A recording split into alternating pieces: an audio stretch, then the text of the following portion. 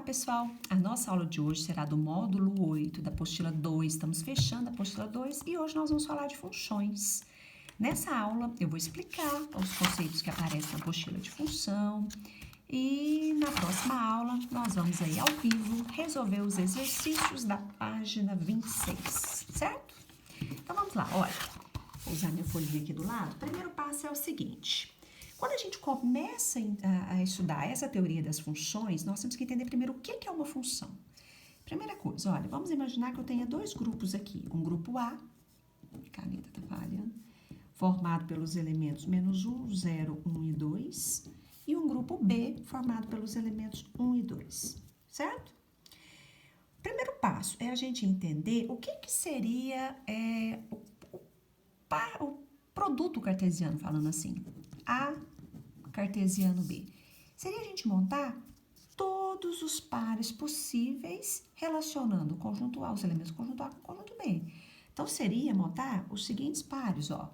Menos 1 com 1, seria montar o menos 1 com 2, o 0 com 1, o 0 com 2, o 2 com 1, o 2 com 2, ficou faltando 1, né? O 1 com 1 e o 1 com 2. Isso a gente chama, gente, de A cartesiano B, o produto cartesiano. São todos os possíveis relações entre os dois conjuntos. Lembrando que aqui A cartesiano B, os primeiros elementos são do conjunto A e os segundos elementos do conjunto B. Quando a gente trabalha com o produto cartesiano, existem as relações desse produto. Então, por exemplo, eu posso montar relações entre esses dois grupos. Então, eu posso trabalhar aí com a relação...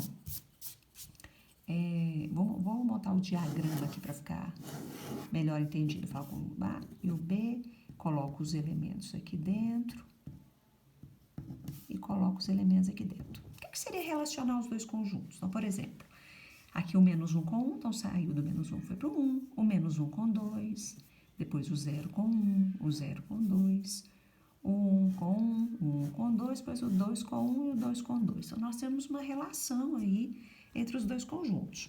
Só que primeiro que a gente vai entender quando que uma relação entre dois conjuntos é uma função. Porque toda função é uma relação, mas nem toda relação é uma função.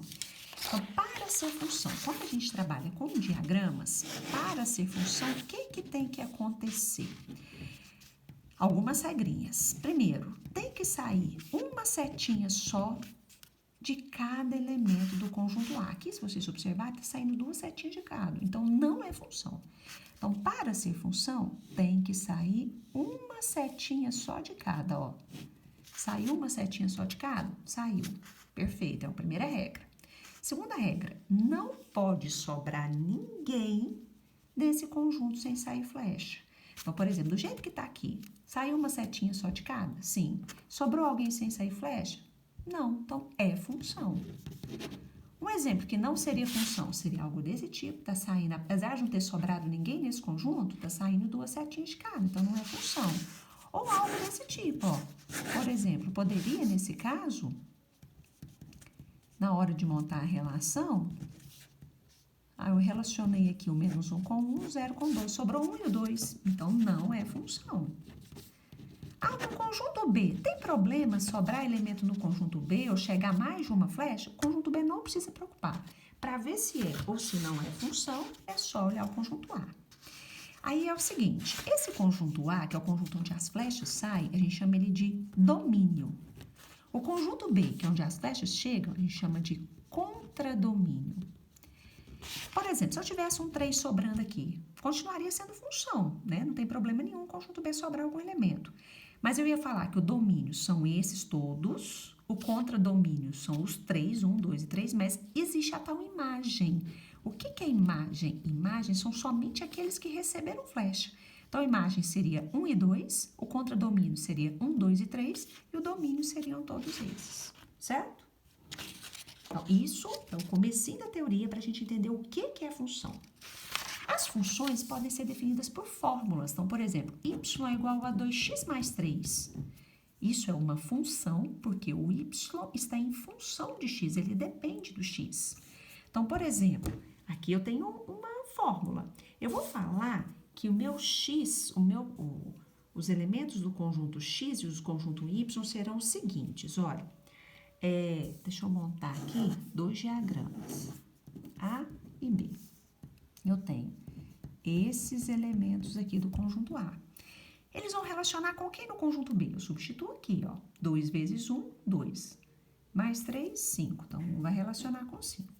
2 vezes 2, 4. 4 mais 3, 7. Então, 2 vai relacionar com 7. 2 vezes 3, 6. 6 mais 3, 9. O 3 vai relacionar com 9. 2 vezes 4, 8. Mais 3, 11. O 4 vai relacionar com 11. Pronto, ó. Nós montamos uma função aqui nos diagramas a partir da fórmula. Então, muitas vezes, nós vamos ver estudar aí mais para frente, né, como revisão, porque é matéria de anos anteriores, as funções do primeiro grau, do segundo grau, exponencial, logarítmica, né, são funções que você tem fórmulas que são chamadas lei de formação, certo? Outra coisa importante é a questão do domínio de uma função. O que nós vimos que é o domínio que eu expliquei agora aqui? Né, o conjuntinho de onde partem as flechas. Então, normalmente, o conjunto de onde partem as flechas, no caso dessa fórmula aqui, ó, seria o x, né, que são os valores que a gente substituiu para achar o y. Então, o domínio de uma função, a gente tem que tomar cuidado. Então, por exemplo, vai que aconteça que eu tenho essa função aqui, ó, 2 dividido por x menos 3. Domínio são os valores de x. Mas eu pergunto para você, é qualquer valor de x que é válido nessa função? Não. Por quê? Porque o x está no denominador. E eu não posso jogar para x um valor que venha zerar o denominador. Então, o domínio, a gente fala que ele x pertence ao conjunto dos números reais, ou seja, pode ser qualquer número real, tal que o x tem que ser diferente de 3, porque o 3 zera o denominador. Um outro exemplo, olha, quando o x aparece dentro da raiz, posso jogar para x qualquer valor para achar y? Não, porque o x está dentro da raiz. E a raiz aqui é uma raiz quadrada de índice par. E nós sabemos que no conjunto dos números reais não existe raiz quadrada de número negativo. Então, esse resultado aqui não pode ser negativo. Se ele não pode ser negativo, ele tem que ser positivo, ou seja, ele tem que ser maior ou igual a zero. Pode ser zero? Pode, porque raiz quadrada de zero é zero. Então, o domínio seria x maior ou igual a 2. Então, qualquer valor que eu quiser jogar maior ou igual a 2, eu posso, mas menor eu não posso. Por exemplo, 1. 1 menos 2 é menos 1. Raiz quadrada de menos 1 não existe no conjunto dos números reais. Então, isso não pode acontecer. Próximo. Por exemplo, nesse caso aqui, é a mistura dos dois de cima. Eu tenho o x no denominador e, ao mesmo tempo, ele está dentro da raiz. Então, se ele está no denominador e dentro da raiz, esse valor que está dentro da raiz, ele não pode ser negativo. Mas nesse caso aqui também não pode ser zero. Esse resultado da raiz não pode ser zero, porque ele está no denominador. Então, é a mistura desses dois. Então, eu vou falar simplesmente que x menos 2 tem que ser maior do que zero. Ou seja, x maior do que 2. Então, toda vez que a gente for determinar o domínio de uma função, a gente tem que tomar cuidado. Se x está no denominador, esse denominador não pode ser zero. Se x está dentro da raiz, o valor dentro da raiz não pode ser negativo. E se ele está no denominador e dentro da raiz, ele tem que ser apenas maior do que zero, certo? Isso tem na apostila de vocês na página 22, né? Estou só explicando aqui de maneira geral. Depois, gente, vem a questão do gráfico. Toda função tem o seu gráfico. Função do primeiro grau é uma reta, função do segundo grau é uma parábola, né? Exponencial e logarítmica são curvas. Então, por exemplo, quando eu pego uma reta, que é uma função do primeiro grau, ela pode ser assim ou pode ser assim. Aqui a gente fala que ela é crescente, porque à medida que x aumenta, o y aumenta. E aqui a gente fala que é decrescente, porque à medida que x está aumentando, o y está diminuindo. Então, toda função tem gráfico. Só que às vezes, por exemplo, a gente pega um exercício como esse daqui, ó, e pergunta, será que esse gráfico é de uma função? Isso aqui não é uma parábola, gente, porque é o eixo x e o eixo y, ela tá virada. Para ser uma parábola, tem que ser, ó, ou assim, ó. Aqui não é uma parábola, tá vendo que ela tá de lado? Então, às vezes a gente pega exercício assim, a gente perguntando, verifique se esse gráfico, ele é gráfico de uma função. Sabe como é que a gente faz para verificar se o gráfico é gráfico de uma função? Traça retas paralelas ao eixo y, infinitas retas. Se qualquer uma dessas retas trocar em 2 pontos no eixo y, aí não é função. Então, para ser função, você tem que traçar retas paralelas e essas retas têm que tocar no gráfico em apenas um ponto. Então, por exemplo, aqui eu tenho x e tenho y. Será que essa reta é de uma função? Se você traçar retas paralelas a y, vocês vão ver que essas retas vai tocar o gráfico em apenas um ponto, ó, tanto aqui quanto aqui. Aqui também, na parábola, se eu traçar retas paralelas, vai tocar no gráfico em apenas um ponto, diferente desse daqui, ó. Esse não é função. Por quê? Porque quando você traçou as retas paralelas, tocou em 2 pontos, certo? No gráfico, como é que eu faço para olhar qual é a imagem de um gráfico, né? Então, por exemplo, é muito comum às vezes, né, a gente construir um gráfico limitado, onde ele tem um ponto de início e um ponto de fim, ó. Por exemplo, eu falar que aqui é 1 e 2, aqui 4 e 6. Imagem, gente, é determinada no eixo Y e domínio é determinado no eixo X. Então, a imagem é onde que o gráfico começa, onde o gráfico termina. Então, ele começa no 2 e termina no 6, a imagem. E nesse caso aqui, ele começa no 1 e termina no 4. Né? Então, essa aí é uma questão interessante da gente relembrar também, ok? Outra coisa importante, em relação ao sinal, o estudo do sinal de uma função. Então, por exemplo, se a gente tem esse gráfico que é uma reta, como é que eu faria o estudo? Eu falo que esse ponto aqui é 3, ó. Como é que eu faria o estudo do sinal desse gráfico? Eu vou falar que para x maior do que 3, para cima do 3, o y é maior do que 0, ou seja, o y é positivo. Para x menor do que 3, para baixo do 3, para trás do 3, o y está atingindo a parte negativa, tá vendo que está daqui para baixo? Então, o y é menor do que 0. E para x igual a 3, exatamente em cima do 3, o y é igual a 0. Então, o estudo de sinal de um gráfico, quando a gente fala estudar o sinal, é verificar quais são os intervalos de x que o y é positivo, negativo ou 0. Certo? Função crescente e decrescente nós comentamos. Nós vamos falar também, gente, das funções constantes. Então, por exemplo, y igual a 6.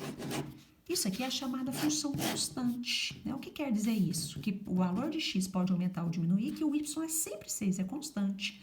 O que é o gráfico de uma função constante? Ele é uma reta paralela ao eixo x. Então, se é y igual a 6, ó, 1, 2, 3, 4, 5, 6, vou lá no y igual a 6 e vou traçar uma reta paralela ao eixo x. Então, esse é o gráfico de uma função constante. Outro contexto que aparece no final da apostila de vocês, deixa eu ver se eu troco a folha, é sobre as translações de um gráfico. O que é translações de um gráfico? São os deslocamentos do gráfico. Então, por exemplo, olha, eu tenho um gráfico aqui, que é uma reta, ele passa no 1 aqui do y, um exemplo, e passa no 1 do x também. Fazer a translação desse gráfico é esse gráfico subir ou esse gráfico descer. Então, ele vai subir, ele vai descer. Para ele fazer essa translação, ele é de acordo com uma determinada função.